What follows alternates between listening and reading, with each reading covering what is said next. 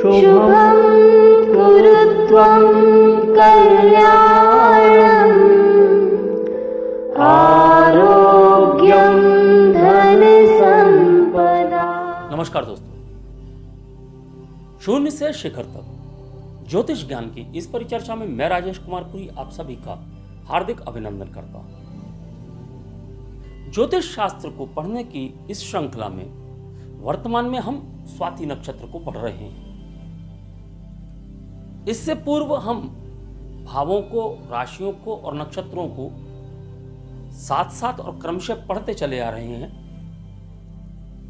हम भावों में तृतीय भाव तक विस्तारित रूप से पढ़ चुके हैं, राशियों में कन्या राशि तक विस्तारित रूप से पढ़ चुके हैं और नक्षत्रों में हम 14 नक्षत्रों तक यानी कि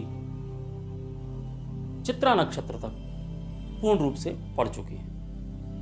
वर्तमान में हमारा 15वां नक्षत्र यानी कि स्वाति नक्षत्र चल रहा है और स्वाति नक्षत्र में भी आज हमारा तीसरा वीडियो यानी कि स्वाति नक्षत्र का अंतिम वीडियो आज हम लेकर आए हैं। इससे पूर्व के सभी वीडियो जो कि इस श्रृंखला में है और इस श्रृंखला से पूर्व के वीडियोस जो कि ग्रह परिचय माला के नाम से श्रृंखला है, तो आप यह सभी कुछ यहां आई बटन में क्लिक करके देख सकते हैं। अनुरोध है कि आप क्रमबद्ध तरीके से देखें ताकि ज्ञान की क्रमबद्धता बनी रहे। और यदि आपको हमारे द्वारा प्रस्तुत ज्ञान में कहीं कोई कमी नजर आती है तो कमेंट बॉक्स में अवश्य बताएं। और दी गई जानकारी यदि आपको उपयोगी लगती है और आपको लगता है कि जानकारी वाकई जो है काम आने वाली है, ज्योतिष का सही ज्ञान आपको प्राप्त हो रहा है, तो मैं आपसे अनुरोध करूंगा कि वीडियो को लाइक शेयर अवश्य करें और कमेंट बॉक्स में अपने बहुमूल्य विचारों का योगदान दें। और लाइक करने के साथ साथ चैनल को सब्सक्राइब और बेल आइकॉन का बटन दबा दें ताकि आने वाले वीडियोस आपको समय से प्राप्त हो सके। आज का पाठ प्रारंभ करते हैं। आज का हमारा पाठ है पाठ संख्या 54 यानी कि 54 और यहां हम नक्षत्र का जो पाठ पढ़ रहे हैं वह है 41वां पाठ। यानी नक्षत्रों में अभी तक हम 40 पाठ आप लोगों के समक्ष प्रस्तुत कर चुके हैं और आज नक्षत्रों की श्रृंखला का 41वां पाठ है ये। यहां हम पढ़ रहे हैं स्वाति नक्षत्र। जैसा कि आपको पता है कि स्वाति नक्षत्र का जो विस्तारीकरण है वह तुला राशि में 6 डिग्री 40 मिनट से लेकर 20 डिग्री तक होता है। यानी कि यह नक्षत्र पूर्णतया तुला राशि के अंतर्गत ही आता है। इस नक्षत्र के स्वामी राहु हैं। तो यहां तुला राशि के स्वामी शुक्र और राहु की ऊर्जा इस नक्षत्र में परिलक्षित होती है और दिखाई देती है। हमने इसके गुण तत्व प्रकृति पिछले 2 भागों में पढ़े हैं, इसलिए यहां हम अधिक समय आपका नहीं लेंगे क्योंकि होता क्या है कि हम यह सब बताने लगते हैं और वीडियो लंबा हो जाता है। तो हम यहां गुण तत्व प्रकृति की बात नहीं करेंगे। गुण तत्व प्रकृति की बात जहां जहां आवश्यकता होती है हम वीडियो में बीच में उसका वर्णन करते हैं। हाँ, यहां हम इसके प्रतीक चिन्हों की बात अवश्य करेंगे। इसका प्रथम प्रतीक चिन्ह है एक कोमल पौधा जो कि हवा के बहाव से झुक रहा है लेकिन फिर भी अपने स्थान पर अड़िग है। दूसरा प्रतीक चिन्ह है एक मूंगा यानी कि कोरल, तो यहाँ मंगल की ऊर्जा की बात करेंगे। और तीसरा प्रतीक चिन्ह है तलवार, तो यहाँ जातक की क्रूरता की भी बात हो सकती है और उसके जुझारूपन की भी बात हो सकती है। आज हम स्वाति नक्षत्र में जन्मे हुए जातकों का चरणानुसार विश्लेषण करने वाले हैं। तो हम ज्यादा लंबा ना खींचते हुए सीधा चरणों की बात करना प्रारंभ करते हैं। तो प्रथम चरण यहां आप देख सकते हैं। प्रथम चरण तुला राशि में 6 डिग्री 40 मिनट से लेकर 10 डिग्री तक होता है। यहाँ जो नवांश प्राप्त होता है, जैसा कि पिछले नक्षत्र में जो अंतिम नवांश हमको प्राप्त हुआ था वह वृश्चिक नवांश था, तो यहाँ धनु नवांश प्राप्त होता है। तो जो नक्षत्र है, नक्षत्र का स्वामी राहु, उसकी ऊर्जा यहां देखने को मिलेगी। राशि स्वामी शुक्र, उसकी ऊर्जा यहां देखने को मिलेगी। और जब हम नवांश की बात करते हैं तो नवांश स्वामी गुरु की ऊर्जा यहां देखने को मिलेगी। और चूंकि 0 डिग्री से लेकर 10 डिग्री तक तुला का दृष्काण है, तो यहां तुला से पुनः शुक्र की ऊर्जा प्राप्त होती है। तो जब हम इन ऊर्जाओं का समावेश करके देखते हैं तो हमको सबसे पहले तो जातक जिज्ञासु दिखाई देता है, नियमों को मानने वाला होता है। यहां जातक किसी को धोखा नहीं देता है, यानी स्वयं के फायदे के लिए किसी को भी धोखा नहीं देगा। माता पिता शिक्षकों का सम्मान करने वाले होते हैं, अच्छे कर्म करना पसंद करते हैं, शांत जीवन जीने वाले होते हैं, भिक्षु होते हैं, पुजारी होते हैं, दार्शनिक होते हैं। यहां दार्शनिकता भी देखने को मिलती है। अब चूंकि हम यहां कह रहे हैं कि यह जातक किसी को धोखा नहीं देते, कम से कम स्वयं के फायदे के लिए नहीं देते, नियमों को मानने वाले होते हैं, तो ऐसे जातक न्यायाधीश हो सकते हैं और उच्च स्तर के व्यापारी हो सकते हैं। इन्हें जानवर पसंद होते हैं, जानवरों से इन्हें प्रेम होता है। जो भी कार्य करते हैं यह उसके अंदर अपनी प्रतिभा का निष्पादन करते हैं और कार्य में अपना बेस्ट यानी कि सबसे उत्तम देने की कोशिश करते हैं। यदि व्यापारी हैं, किसी चीज का प्रोडक्शन कर रहे हैं, कोई चीज बनाते हैं, तो वहां पर यह क्वालिटी मेंटेन करने की आदत भी इनकी होती है।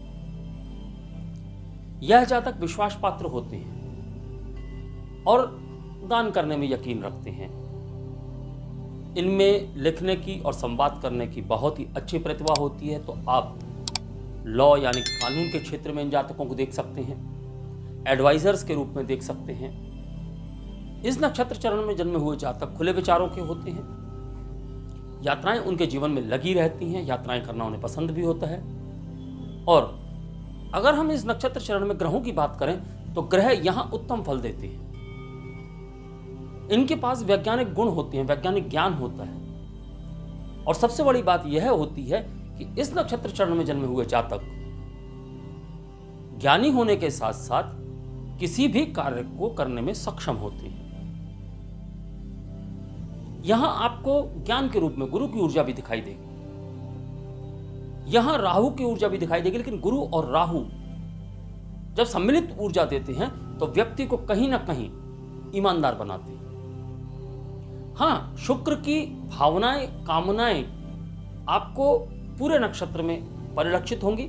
हम कामनाओं की अलग से बात नहीं करेंगे, भावनाओं की अलग से बात नहीं करेंगे, क्योंकि यह आप स्वयं समझ सकते हैं कि यदि शुक्र का समावेश यहां है तो कामनाओं की बात होगी, कामुकता की बात होगी, यह सब बातें अवश्य होंगी और वह चारों चरणों में होंगी। तो इसलिए हम अलग से किसी भी चरण में इस प्रकार का कोई भी प्रेडिक्शन नहीं बता रहे हैं। आप स्वयं से कुछ चीजों का अंदाजा लगाइए। अब अगर इस नक्षत्र चरण के नामाक्षर की बात करें तो इस नक्षत्र चरण का नामाक्षर है रू। तत्पश्चात द्वितीय चरण। द्वितीय चरण 10 डिग्री से लेकर 13 डिग्री 20 मिनट तुला राशि, शुक्र की ऊर्जा, नक्षत्र के राहु की ऊर्जा, और यहां जो नवांश प्राप्त होता है वह होता है मकर नवांश प्राप्त हो, तो मकर नवांश से शनि की ऊर्जा। और जब हम दृष्काण की बात करते हैं तो 10 डिग्री से 20 डिग्री तक यहां कुंभ का दृष्काण प्राप्त होता है, तो कुंभ से शनि की ऊर्जा। तो यहां मकर से शनि की और कुंभ से शनि की ऊर्जा में कुछ ना कुछ अंतर अवश्य प्राप्त होता है, लेकिन शनि की ऊर्जा है। और शनि अगर हम देखें तो क्रूर ग्रह है, नैसर्गिक रूप से क्रूर ग्रह है, तो हम यहां क्रूरता की बात नहीं नकार सकते हैं। तो उसके क्रूरता किस प्रकार झलकती है वह इस नक्षत्र चरण में आप समझ सकते हैं। यहां इस नक्षत्र चरण में जातक भौतिकवादी होते हैं। भौतिकवादी होने के साथ साथ पैसे के लिए संदिग्ध कार्य करने में या संदिग्ध साधनों का इस्तेमाल करने में यह संलग्न होते हैं। और हम यहां पर देख सकते हैं कि जो स्वाति नक्षत्र की नकारात्मक ऊर्जा है गलत कार्यों में संलग्न होने की, वह इस नक्षत्र चरण में आपको दिखाई दे सकती है। हाँ, यह नाजुक होती है किंतु स्थिरता में सक्षम होती है। हम यहाँ कोमल पौधा जो है उसकी जो अड़िगता है उसको भी यहां पर देख सकते हैं। अब इनके पास में गुप्त जुनून होता है। गुप्त जुनून का मतलब यह है कि एक ऐसा जुनून, एक ऐसी सोच जो कोई इनकी सोच को पकड़ नहीं पाता है, वह गुप्त है और वह उसका इस्तेमाल करते हैं। ये गुप्त रूप से बहुत कुछ करते हैं, बहुत कुछ सीखते भी हैं। यानी कि समाज को नहीं पता, लोगों को नहीं पता, लेकिन यह सीख रहे हैं तो गुप्त रूप से सीख रहे हैं। अक्सर इन जातकों की नाक जो होती है लंबी होती है और परिवार में यह सम्मानित भी होते हैं। व्यापार में निपुणता अधिक होती है लेकिन महत्वाकांक्षा इनकी बहुत अधिक होती है। इसलिए जिस क्षेत्र में यह कार्य करते हैं, जिस क्षेत्र में यह व्यापार करते हैं, उस क्षेत्र में ये सबसे ऊपर पहुंचने की तमन्ना रखते हैं, महत्वाकांक्षा रखते हैं। इन जातकों में संगठनात्मक कौशल देखा जा सकता है और इनकी प्लानिंग बहुत अच्छी होती है। प्लानिंग इनकी किसी भी कार्य को करने की, कहीं भी गोल को निर्धारण करने की जो प्लानिंग होती है, स्टेप बाय स्टेप किस प्रकार से व्यापार में, अपने कार्य में आगे बढ़ना है, वह आप देख सकते हैं। और इसी प्लानिंग के कारण यह जीवन में सफलता को प्राप्त करते हैं, सक्सेस होते हैं। इस नक्षत्र चरण के जातक अक्सर भोजन से संबंधित व्यवसाय को अपना सकते हैं। और अगर हम, जैसा कि हमने बात की गलत कार्यों की, तो हम यहां राहु की जो एक ऊर्जा है, भ्रम की ऊर्जा या गलत कार्यों की ऊर्जा, वह देखने को प्राप्त होगी। साथ ही साथ शनि की ऊर्जा है और राहु को शनिवत राहु कहा जाता है। तो यहां शनि की मकर राशि की जो ऊर्जा है वह राहु के साथ मिलके जातक को गलत कार्यों में संलग्न होने के लिए मजबूर कर सकती है। हालांकि मैं हमेशा से एक बात कहता आ रहा हूं कि जहां नकारात्मकता दिखाई देती है वहां आप 100% नकारात्मक ना हो। जहां सकारात्मकता दिखाई देती है वहां 100% आप सकारात्मक भी ना हो, क्योंकि यह बेसिक है। हम बेसिक क्लास चला रहे हैं। जब हम एडवांस में जाएंगे और चीजों को समझना प्रारंभ करेंगे तो यहां आप देखेंगे कि जो आपको गुण और अवगुण नक्षत्रों के कारण जातकों में दिखाई दे रहे हैं, उनके अंदर कई बार ग्रहों के स्थित होने के कारण और ग्रहों की दृष्टियों के कारण, युतियों के कारण, योगों के कारण एक बड़ा अंतर दिखाई देता है। यह बेस है। हम यहां से जातकों को समझ रहे हैं। जातकों के जीवन में अभी मेरे पास में एक प्रश्न आया था, कुछ वीडियो पहले एक प्रश्न आया था। प्रश्न अश्लेषा नक्षत्र से संबंधित था। वहां एक जातक ने यह प्रश्न रखा कि जिस प्रकार के चरण में जातकों के विश्लेषण में यह बातें हैं, लेकिन मैं ऐसा नहीं हूं और मुझमें यह अवगुण भी नहीं है। तो मेरा आपसे एक ही अनुरोध है कि आप जो पढ़ रहे हैं वह बेसिक है।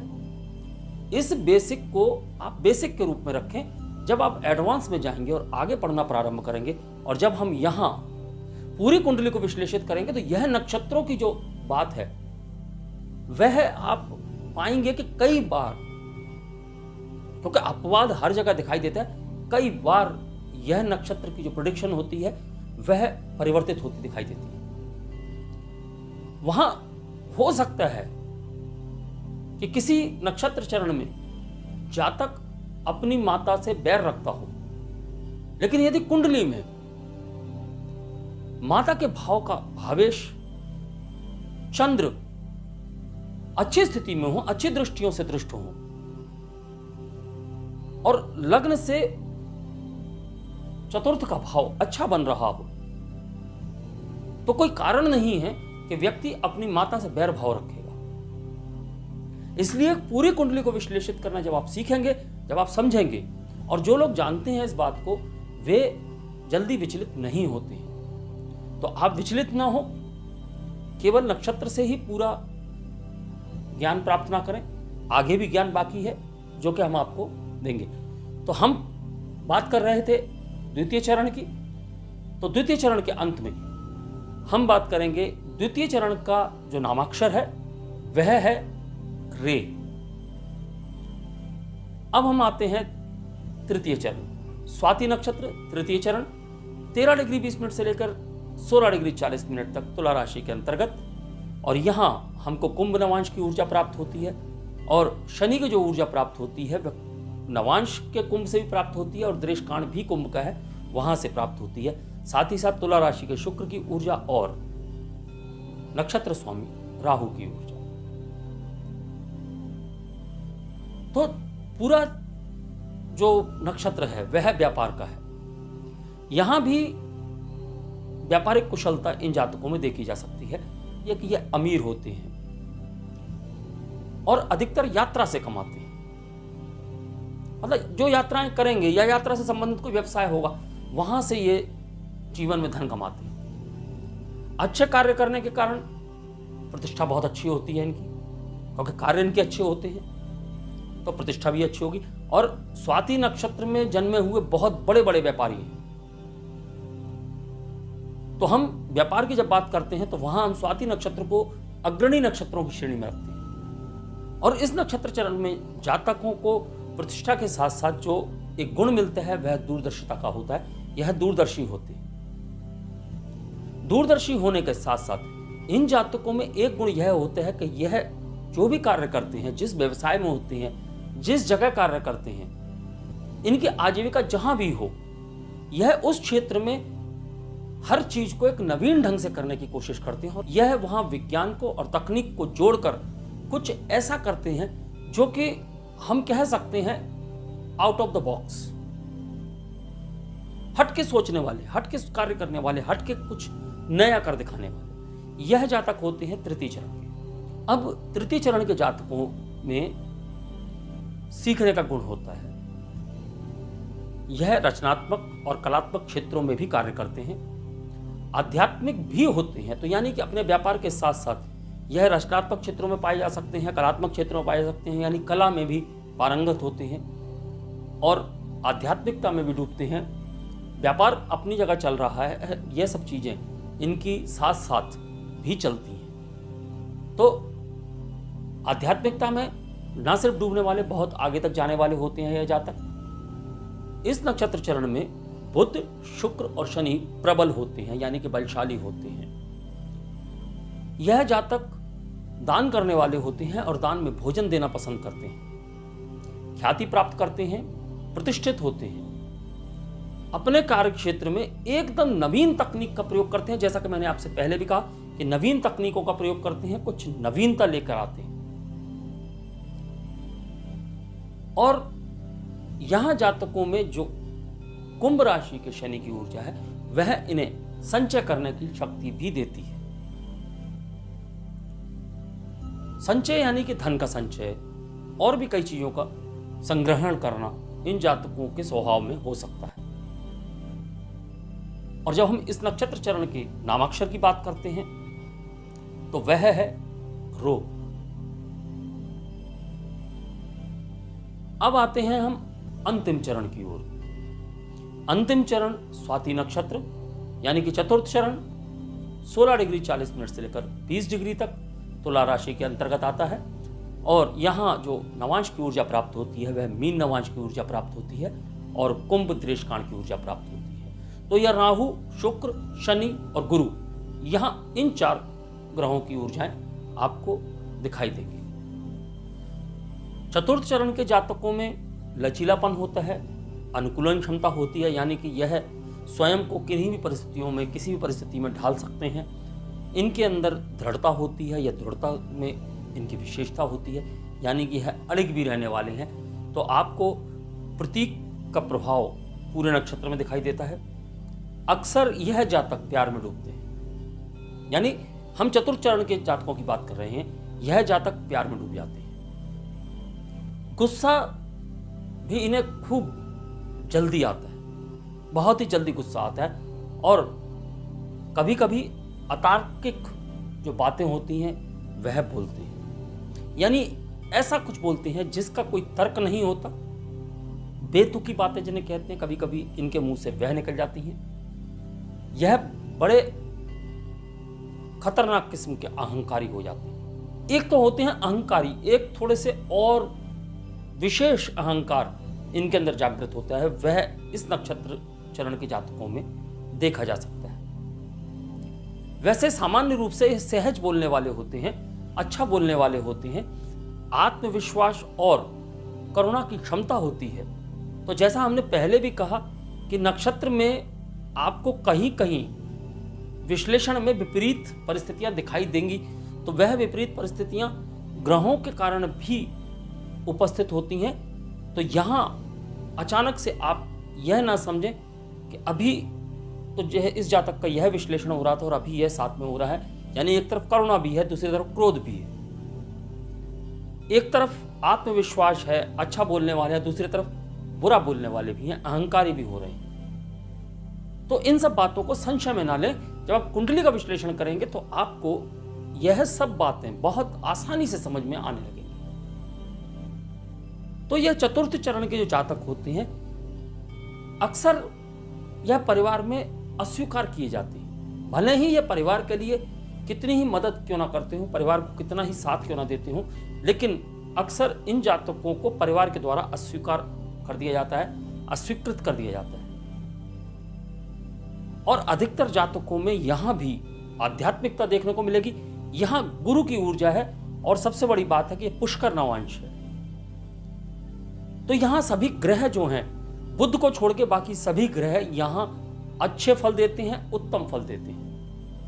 हम जब आध्यात्मिकता की बात करते हैं तो आध्यात्मिकता का मतलब यह नहीं होता कि व्यक्ति धार्मिकता में डूबा रहेगा, हर समय पूजा पाठ में लगा रहेगा।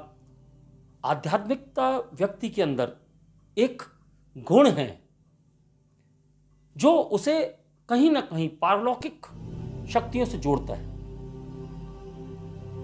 तो आध्यात्मिक होना, और फिर इस नक्षत्र चरण में जो जातक हैं वह आध्यात्मिक होने के साथ साथ हो सकता है कि वो आध्यात्म से संबंधित वस्तुओं का, चीजों का व्यवसाय करें, या उनका जो धन आगमन है, उनकी जो आय है, वह आध्यात्म के ही जरिए से होती हो।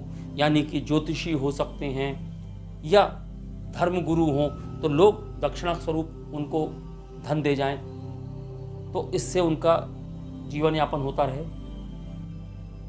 इस प्रकार की चीजें भी आपको देखने को मिलेंगी। अब इस चरण के जो जातक हैं वह भावुक होते हैं, कोमल होते हैं, भावनाएं बहुत अच्छी होती हैं इनकी, और बहुत अच्छी भावनाओं के स्वामी होते हैं। और अगर इस नक्षत्र चरण के नामाक्षर की बात करें तो वह है ता। तो ये हमारे चारों चरण स्वाति नक्षत्र के। अब हमने स्वाति नक्षत्र के पहले चरण को पढ़ा, दूसरे को पढ़ा, तीसरे को पढ़ा, चतुर्थ को पढ़ा। तो पहले चरण में हमने कानून की बात की, नियमों की बात की, साथ में शक्ति की बात की, पावर की बात की। हम दूसरे चरण की बात करते हैं तो दूसरे चरण में जातक अपने स्टेटस को लेकर पॉजिटिव होता है, और स्टेटस पे ज्यादा कॉन्शियसनेस उसकी बढ़ जाती है। तो स्टेटस के लिए वह कुछ गलत कार्य भी कर सकता है, यह भी हमने समझा।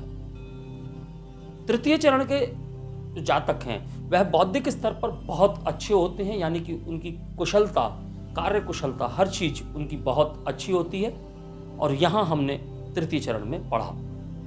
और चतुर्थ चरण के जो जातक होते हैं वहां हमने देखा भावुकता, भावनाएं, कोमलता, साथ ही साथ प्रेम। तो यह हमारे चारों चरण हुए। और जैसा कि हम पूर्व के वीडियोस में इस नक्षत्र के आजीविकाओं की बात कर चुके हैं, तो यहां कुछ नई आजीविकाएं आपको दिखाई दी होंगी, वह आप नोट कर लीजिए। जैसे लॉ में हो सकते हैं, कानून के क्षेत्र में, फाइनेंशियल एडवाइजर हो सकते हैं, किसी के आप कह सकते हैं कि जीवन को आगे बढ़ाने के लिए भी कंसल्टेंसी दे सकते हैं। इस प्रकार के एडवाइज़र होते हैं या व्यापारी होते हैं। और व्यापार में भी आप यहाँ देख सकते हैं कि व्यापार यात्राओं का हो सकता है, हम स्वभाव की बात करेंगे, चर स्वभाव यात्राओं से संबंधित व्यापार हो सकता है, आध्यात्म का व्यापार हो सकता है, आध्यात्म से संबंधित व्यापार हो सकता है। और इनका ज्ञान, जो इस नक्षत्र का ज्ञान है, वह पूर्ण रूप से आप समझते हैं कि बहुत ही अच्छा ज्ञान इन लोगों के पास होता है। ज्ञान में यह सर्वोपरि है, क्योंकि यहां पर जो ज्ञान है वह इनके गोत्र से जुड़े हुए जो ऋषि हैं, ऋषि मारीची, जो ज्ञान का प्रकाश फैलाने वाले हैं, यह उनसे जुड़ा हुआ ज्ञान है। इनकी ख्याति इनके ज्ञान की वजह से चारों तरफ फैलती है। तो वह इस नक्षत्र की जो शक्ति है, प्रधानसा शक्ति, उससे जुड़ा हुआ है, जहां हवाओं की तरह बिखरना, हम जो शब्द इस्तेमाल करते हैं उसके लिए, तो हवाओं की तरह इनकी आध्यात्मिकता, इनका ज्ञान फैलता है। उम्मीद है कि आप सभी को यह जो जानकारी है वह समझ में आई होगी और उपयोगी लगी होगी। यदि ऐसा है तो आप वीडियो को लाइक और शेयर अवश्य करें और अपने बहुमूल्य विचार कमेंट बॉक्स में हम तक पहुंचाएं। और यदि कोई शंका है, कोई संशय है, कोई प्रश्न है ज्ञान से संबंधित, तो आप संपर्क के किसी भी माध्यम से, Instagram, Facebook, WhatsApp, comment box, किसी भी माध्यम से अपना प्रश्न, अपनी शंका, अपना संशय हमारे समक्ष रख सकते हैं प्रश्न के रूप में। हम उसका निःशुल्क उत्तर देंगे। यदि आप कुंडली विश्लेषण की बात करेंगे तो हम एक निर्धारित शुल्क की बात करेंगे, अन्यथा ज्ञान से संबंधित यदि आपका कोई प्रश्न है तो उसके लिए आपसे कोई भी शुल्क नहीं लिया जाएगा। अंततः पुनः एक बार कहना चाहूंगा कि यदि आपने चैनल सब्सक्राइब नहीं किया है तो चैनल को सब्सक्राइब करके बेल आइकन का बटन दबा दें, ताकि आने वाले वीडियोस आपको समय से प्राप्त हो सके। यहां हमने स्वाति नक्षत्र को पूर्ण रूप से पढ़ लिया है। इसके बाद जो अगला हमारा नक्षत्र होगा विशाखा, हम उस पर चर्चा करेंगे नक्षत्र की श्रृंखला में। लेकिन उससे पूर्व हम यहां आपके समक्ष चतुर्थ भाव के कारकत्वों को और उसके विश्लेषण को प्रस्तुत करेंगे। तो अगला वीडियो हमारा भाव परिचय की श्रृंखला में होगा, जहां हम चतुर्थ भाव को आपके समक्ष रखेंगे और उससे संबंधित जो भी पहलू हैं, जो भी तथ्य हैं, वह हम विश्लेषित करने की भरपूर कोशिश करेंगे। तो अगले वीडियो तक मैं अपनी वाणी को विराम देने के लिए आपसे आज्ञा चाहूंगा। नमस्कार, धन्यवाद। शुभं कुरु त्वं कल्याणम्।